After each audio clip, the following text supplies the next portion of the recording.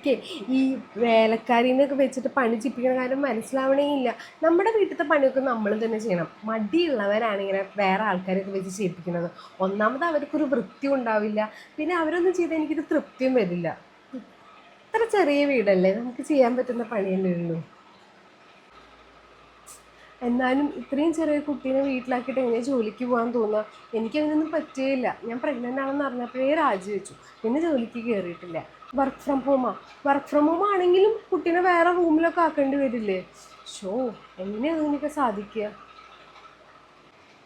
Show, എന്നാലും സ്വന്തം വീട്ടിലൊക്കെ എങ്ങനെ ഇത്രയും ദിവസം പോയി നിൽക്കാൻ തോന്നുന്നത്? കല്യാണം കഴിഞ്ഞ് വന്നാൽ ഭർത്താവിൻ്റെ വീടാണ് നമ്മുടെ വീട്. ഞാൻ കല്യാണം കഴിഞ്ഞിട്ട് എൻ്റെ വീട്ടിൽ പോയി നിന്നിട്ടേ ഇല്ല.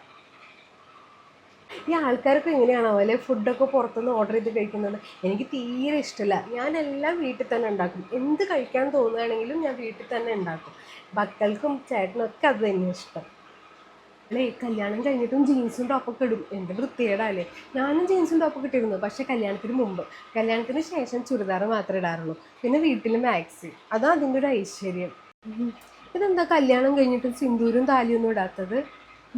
കല്യാണം കഴിഞ്ഞത് ബാക്കിയുള്ളവർ അറിയാണ്ട് വച്ചിട്ടാണോ? അല്ല, കല്യാണം കഴിഞ്ഞ പെൺകുട്ടികൾ സിന്ദൂരും താലിയും ഇടുന്നതൊക്കെയാണ് അതിൻ്റെ ഐശ്വര്യം. ഞാൻ കണ്ടില്ലേ.